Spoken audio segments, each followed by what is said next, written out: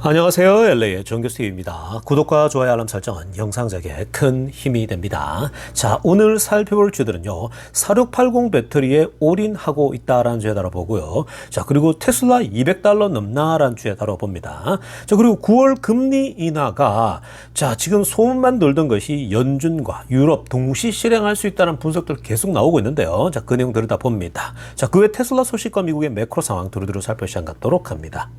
자, 우리 먼저요. 전체적인 미국 주식시장 흐름부터 살펴보고 가겠습니다. 맵을 다 같이 보시게 되면요. 자, 오늘 미국 시장을 한마디로 정리하자면 매그니피센트 7 주식이 빠졌다. 이렇게 정리해 볼 수 있겠습니다. 자, 지금 보시는 것처럼요. 위쪽에 매그니피센트 7이 쭉 나열되어 있잖아요. 전부 다 빨간색이죠. 그러니까 전반적으로 빠졌고요. 테슬라를 제외하고서는. 자, 그리고 아래쪽이 작은 주식들, 이 이제 러셀에 들어가는 조그만 주식들 있죠. 이런 주식들이 전반적으로 조금씩 다 상승하는, 이게 이제 인플레이션을 해지하고 여기에 또 이 아무래도 강한 그런 주식들이 상승하는 흐름 나타났습니다. 전반적으로 지금 그동안 소외된 것들 있죠. 작은 주식들이 다시 지금 올라오고 있는 겁니다. 자, 그리고 지금 마소부터 보시면요. 1.30% 뭐 꾸준히 오르다가 오늘 좀 빠진 겁니다. 자, 그리고 애플 1.63 빠졌어요. 그러니까 마소 1.30, 애플 1.63.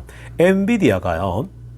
오늘 0.36 빠졌습니다. 자, 엔비디아도 뭐 계속해서 흐름이 워낙 뭐 급상승했다가 오늘 또 어제 이어서 조금 조정 나왔고요. 저 그리고 구글 1.84. 그러니까 마소, 애플, 구글 다 비슷하죠. 1%대. 메타 2.95% 빠졌습니다. 자, 뭐 메타도 나름 이유가 있는데요. 자, 어찌됐건 메타도 지금 뭐 영향을 받고 있고 아마존도 2.33. 아마존은 왜 빠졌냐? 너무 과했죠? 아마존은 너무 과하게 최근에 막 올랐거든요. 한 2, 3일 동안요. 그래서 그것에 대한 조정이 나왔다라고 보시면 됩니다. 자, 오늘 이 7개 중에 테슬라만 유독 올랐어요. 0.23%.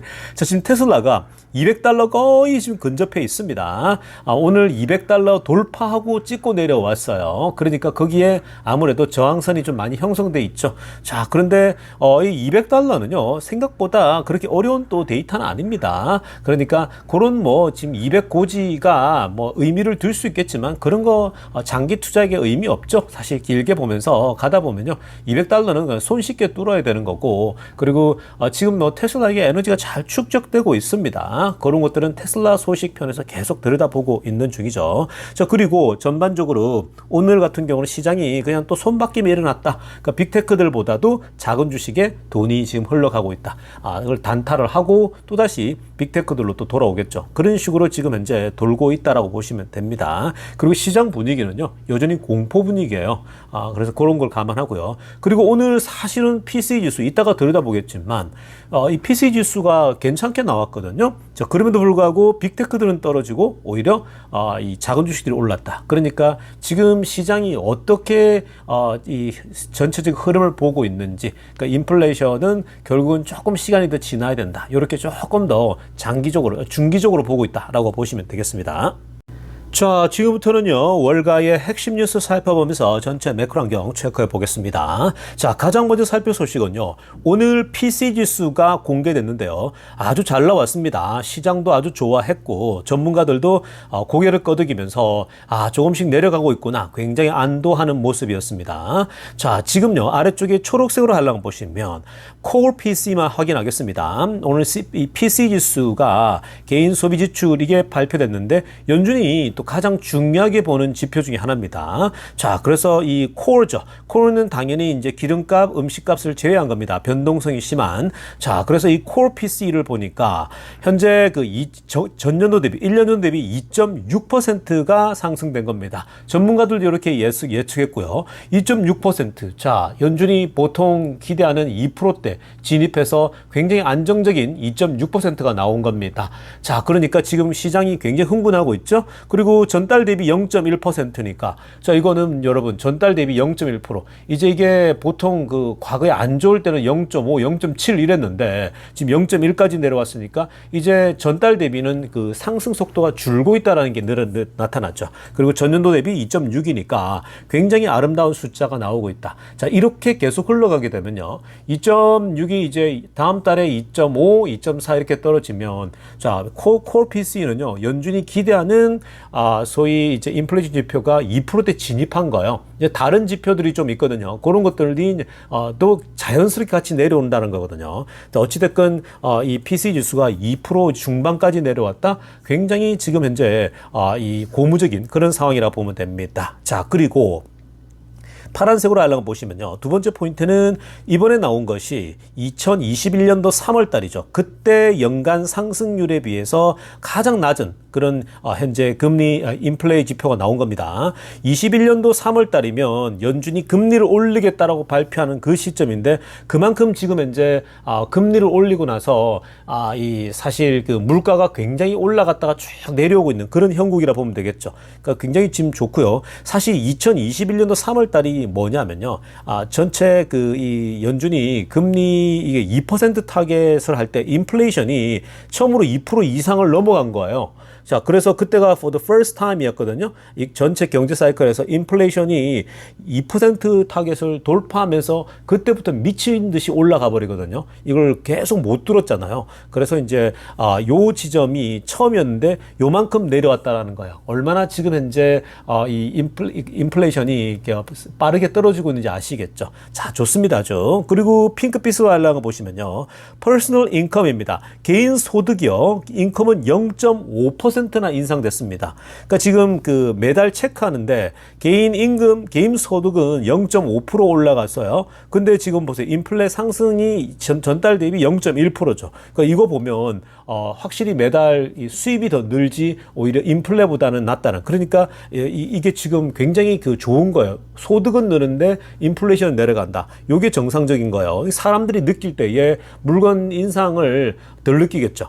자, 그리고 이게 원래 0.4를 예상했는데 0.5가 나온 거고요. 그 다음에 컨슈머 스펜딩 보세요. 개인 소비를 보겠어요. 스펜딩을 봤을 때는 0.2% 올라갔습니다. 이거는 예상치가 0.3이었거든요. 요거보다 약하게 나왔죠. 그러니까 사람이 덜 써요. 지금 전반적으로 경제 부담이 있다 보니까 덜 쓰고 그리고 지금 현재 개인의 인컴은 또 늘고 그러니까 이거 선순환이죠. 요렇게 계속 이제 나아가면요. 결국은 물가는 안정적으로 들어가게 되는 겁니다.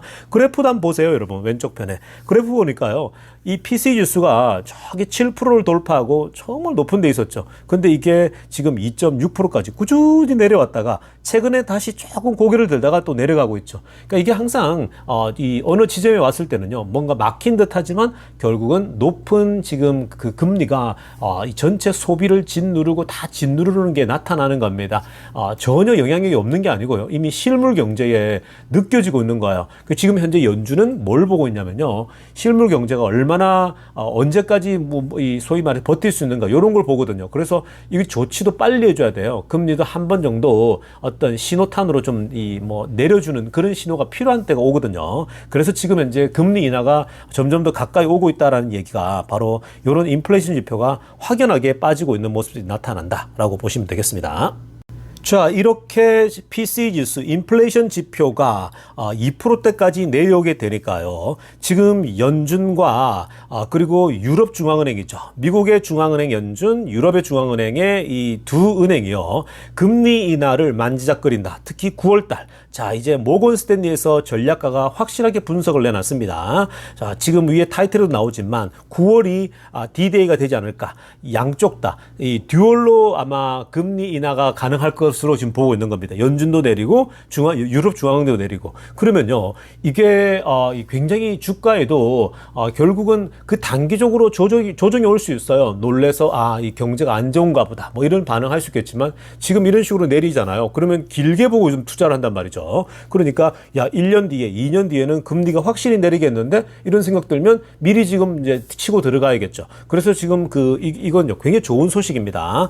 연준과 유럽이 동시에 금리 인하를 가능할 수 있다. 자, 그렇다면 이 모건 스탠리가요. 왜 연준과 유럽은행이 금리 인하를 단행할까? 그 이유는요. 인플레이션이 내려가고 있다. 그 인플레이션이 식어가고 있다. 물가가 식어가고 있다라는 것이 그게 데이터를 통해서 나타나고 있는 겁니다. 좀 전에 들여다봤었죠. 그래서 지금 이 파란색으로 하려고 보시면요.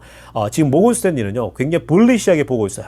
그러니까 9월 달에 이 중앙은행과 그러니까 연준과 유럽 중앙은행이 금리 내릴 것에 대해서 굉장히 불리시한 시각이거든요. 그게 지금 앞에 설명한 것처럼 인플레이션이 식어가고 있는데 두 가지 지표가들이 지금 나타나고 있어요. 여러 지표들 중에 오늘도 봤지만 이 기본적으로 컨슈머 CPI도 그렇고 노동시장도 내려가고 있는 거예요.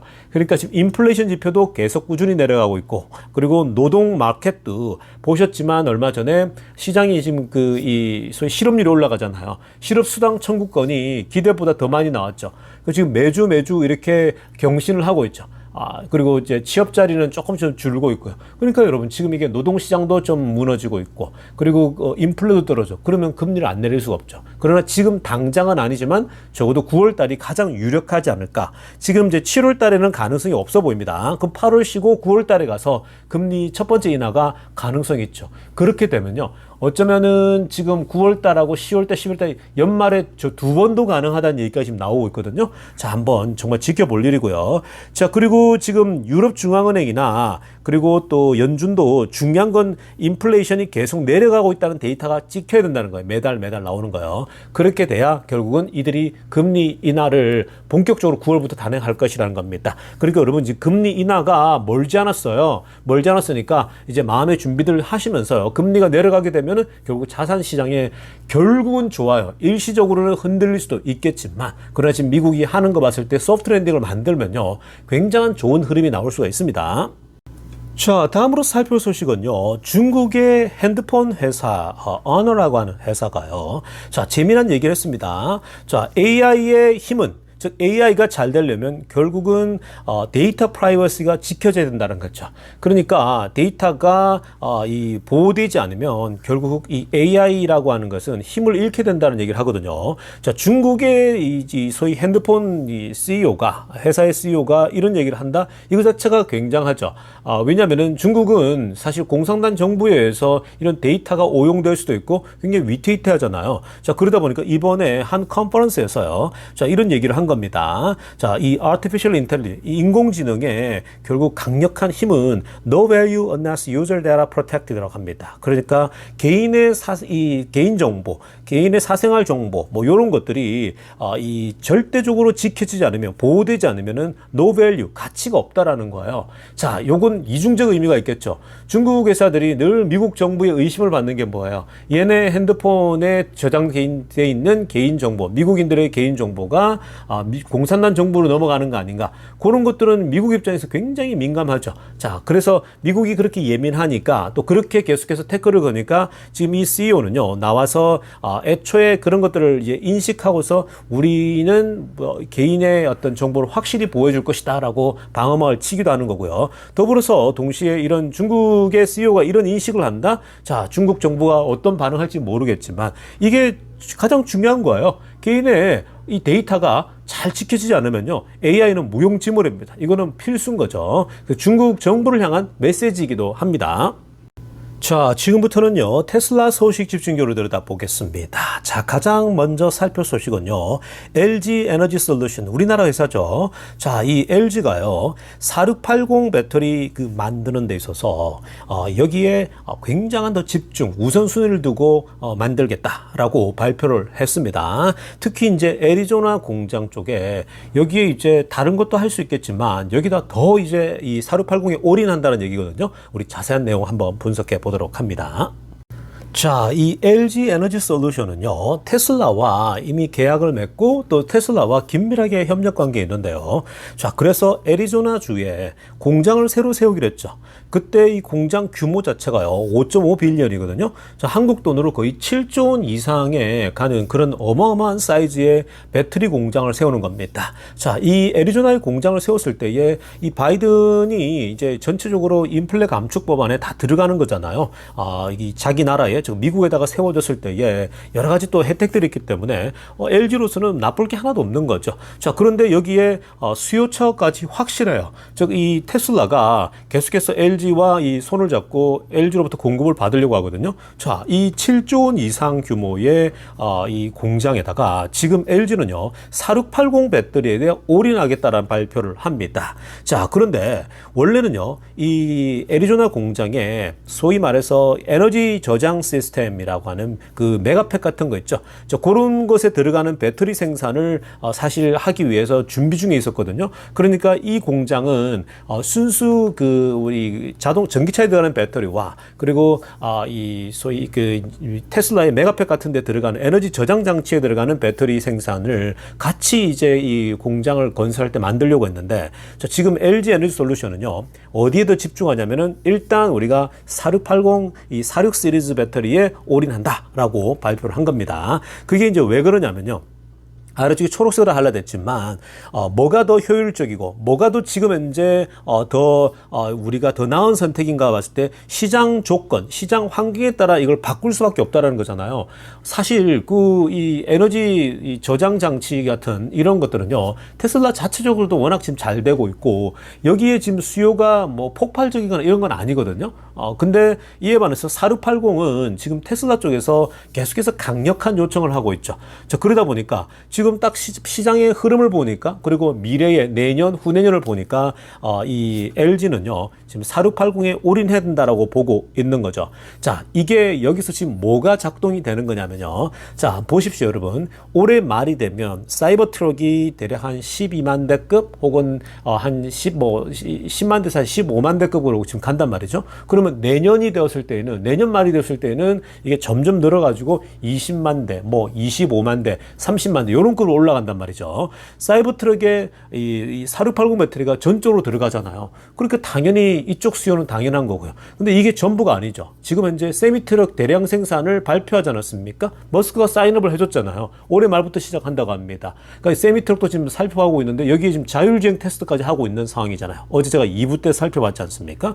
그러니까 지금 세미트럭도 대량 생산을 앞두고 있고 사이버 트럭도 대량 생산을 하고 앞두고 있어요. 그러면 여기에 방대한 4680 배터리가 들어갑니다. 그러니까 여기 지금 4680 수요는요. 테슬라만 하더라도 충분하니까 지금 LG가 다른 데 눈을 돌릴 때가 아니에요. 빨리 애리조나 공장을 세팅하면은 4680을 지어서 완전히 집중하겠다라는 거죠. 근데 이게 지금 이게 전부가 아니거든요. 이미 그 한국에 있는 LG 공장에서 4680 배터리를 8월 달부터 공급하기로 했잖아요. 그러니까 그렇게 공급하는데도 부족한 거예요. 이 한국 공장에서도요. 그러니까 좀 길게 봤을 때에 25년도 내년, 26년도 앞으로 한 3년, 4, 5년은요. 굉장히 4680 배터리가 많이 필요하겠죠. 그리고 실제로 이 46 시리즈라고 하는 것은 4680 테슬라의 4680 배터리를 일컫는 거고, 그리고 테슬라가 얘기했듯이 결국은 이거는 게임 체인저가 될 수밖에 없다. 이 소위 전기차 시장에서. 왜냐하면 에너지 효율이랄지 비용이랄지 모든 것들이 4680 배터리가 사이즈가 크면서 여기에 이제 에너지 효율과 비용 절감의 방점을 두고 있거든요. 더군다나 다른 회사도 아니고 LG가 만들어주니까, 우리나라 회사가 만들어주니까요. 사실 확실한 거죠. LG가 만든다면 질적으로는 걱정할 게 하나도 없는 겁니다. 완벽한 거죠. 그래서 사실은 지금 테슬라도 자신감을 보이는 것이 세미트럭과 이 사인업을 한 게요. 이 LG가 이걸 보여주니까, 의지를 보여주고 뭔가 확실하다는 걸 보여주니까 이건 뭐 당연히 여기 의심할 여지가 없는 거죠. 그러니까 테슬라 입장에서는 4680을 공급해 줄 수 있는 확실한 우군, 뒷배가 든든한 거죠. 뭐 파나소닉이랄지 CATL을 믿었는데 그 믿을 존재들이 아니잖아요. 제대로 지금 뭐 성과를 못 보이니까 원래는 파나소닉이 먼저 요청했는데 지금 뭐 언제 될지 아직 계속해서 계속 딜레이가 되고 있는 것 같아요. 뭐 CATL도 마찬가지고. 그러니까 배터리 기술은 우리나라가 최고거든요. 그러니까 LG가 이렇게 확실하게 벌써 사인을 보여주고 공장까지 지어서 이제 진척하겠다니까 뭐 테슬라 입장에서는 정말 천군만마를 얻은 겁니다. 그래서 아주 좋은 거예요. 이거는 뭐 지금 불리시한 사인들이 계속 나오고 있다라고 보시면 되겠습니다.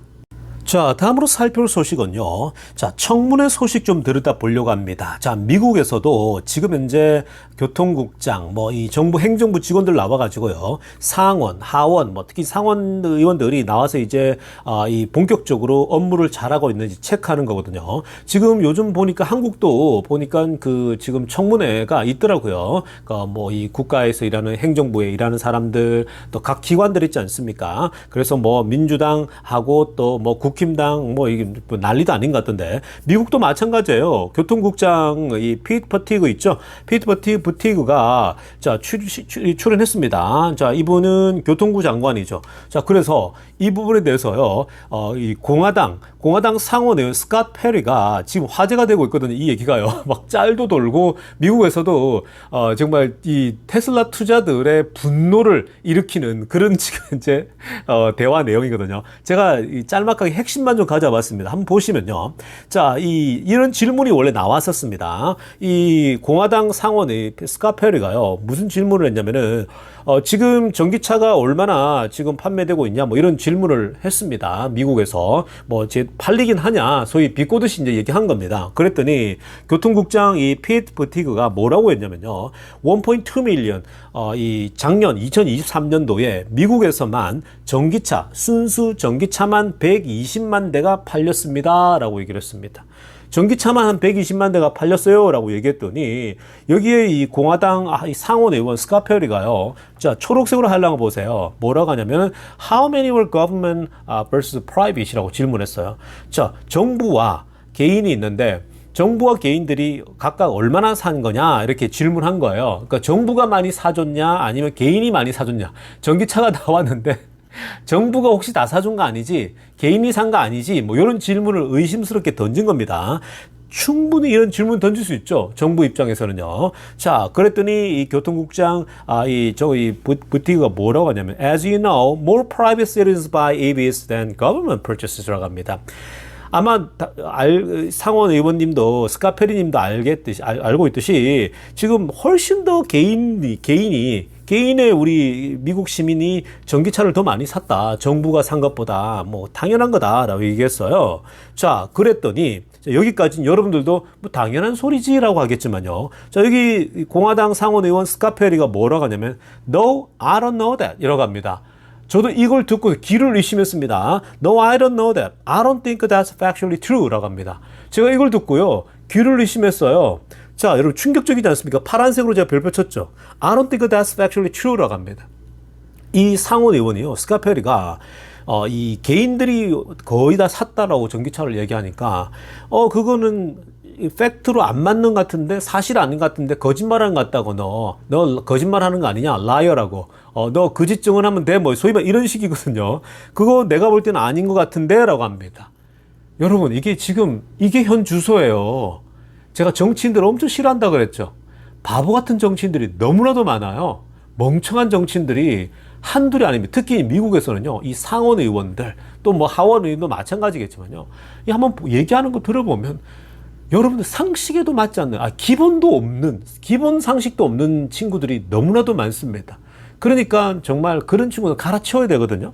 제가 여러분 이 민주당과 공화당을 나누려고 하는 게 아니에요. 뭐 개인적인 취향도 있지만 전기차나 이 기술적인 부분에서 가끔씩 보다 보면요. 이 공화당 쪽에 특히 중부 지역 있죠. 여러분 이거는 제가 정당을 지지하기 이 얘기를 하는 게 아니에요. 그냥 우리 테슬라 입장에서 이 현실만 보는 겁니다. 특히 중부 지역에 이 소위 시골 지역들 있지 않습니까? 뭐 아르칸소랄지 뭐 여기 많습니다. 중부 지역에 이 소위 기술 문명이 안 들어간 지역들이 있습니다. 그 지역들은요. 여전히 그냥 내연기관차에 그냥 함몰돼 가지고요. 거기에 후원도 받고 하다 보니까 전기차에 대해서는요. 그냥 생각이 별로 없어요. 그러니까 아예 정보도 없고 잘 몰라요. 그러니까 이번에 바이든 행정부가 왜 인플레 감축 법안이라고 전기차를 밀기 위해서 지금 보조금 정책 하잖아요. 이 얘기를 전체를 다 듣다 보면요.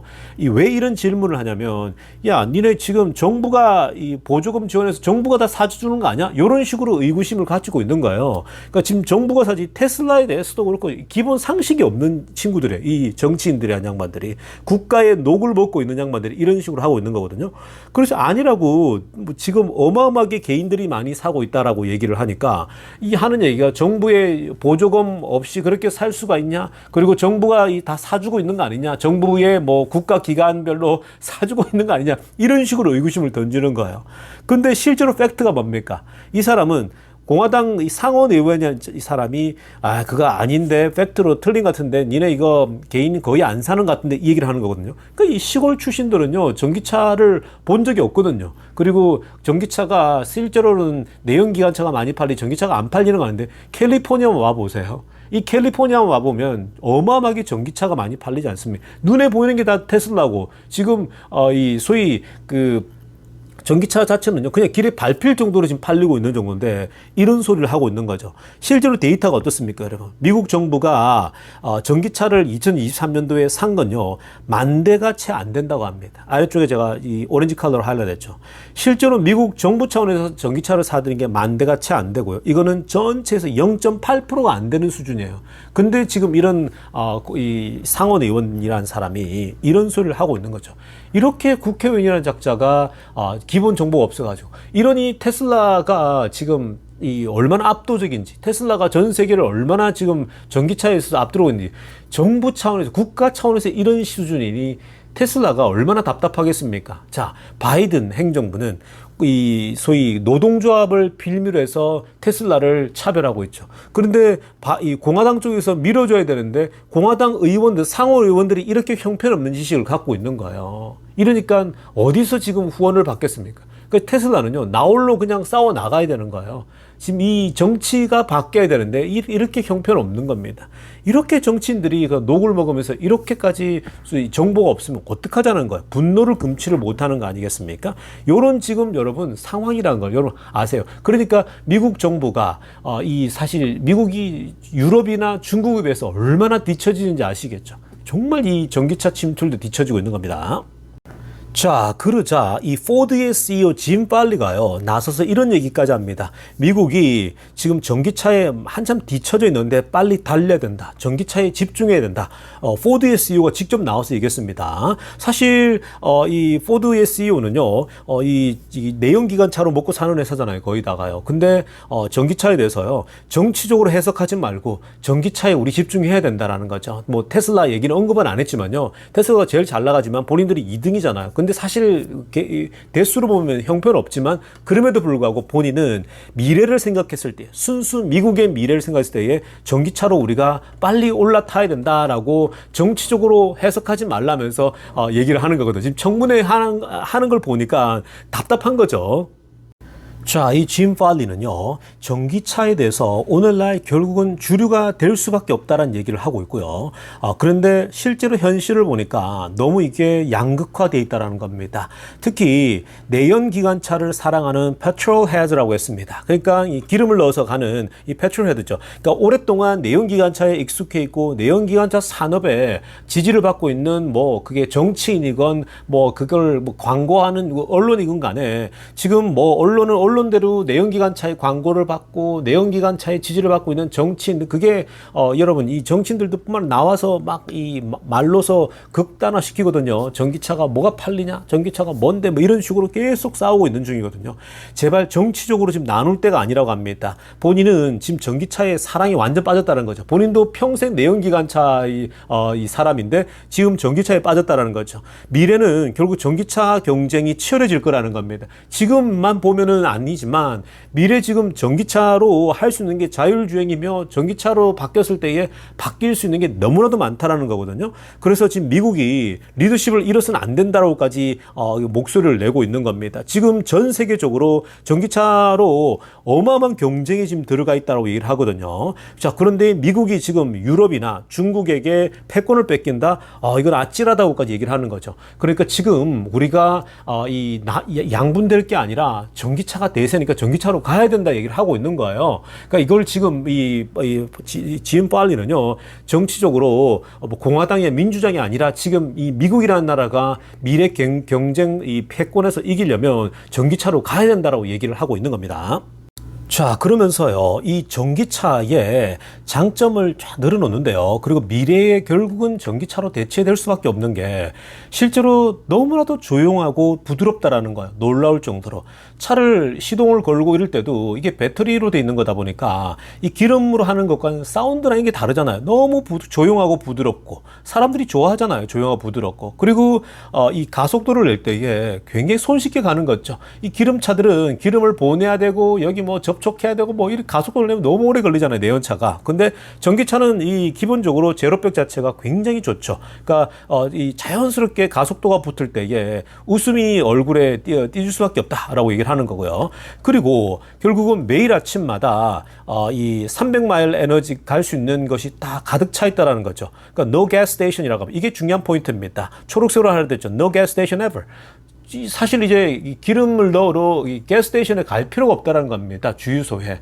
왜냐? 그냥 집에다가 밤에 이렇게 충전을 딱 시켜놓으면 아침에 눈 뜨면 300마일 갈 수 있을 만큼 딱 차 있으니까 얼마나 좋냐라는 거예요. 사실 이 가스스테이션에 가는 거 정말 귀찮은 일이잖아요. 그러니까 이 충전하러 이 기름 넣으러 간다는 게 정말 귀찮은 일인데 이젠 그런 게 없으니까 한번 생각해 보세요. 더 이상 주유소에 가는 힘든 일을 할 필요 없다? 그러면은 여행 갈 때를 제외하고서는요, 그냥 집에서 늘 충전이 되니까 사람들이 선택 안 할 수가 없죠. 결국은 전기차로 갈 수밖에 없다 얘기를 한 거고요. 그리고 또 전기가 나갈 때는 집을 이 파워 바이 홈 할 수 있다는 거죠. 그러니까 여러분 이 텍사스나 이 재앙이 경제 위기 재앙이 왔을 때에 그때 전기가 나갔을 때에 전기차에 있는 에너지를 가지고 집을 일시적으로 데울 수 있는 그런 역할을 하는 거, 히터 역할도 할 수 있고 여러 가지 역할을 할 수 있는 거죠.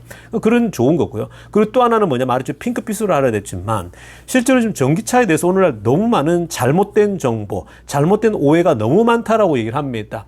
테슬라가 치고 나왔는데 테슬라에 대해서 얼마나 많은 욕이 있었습니까?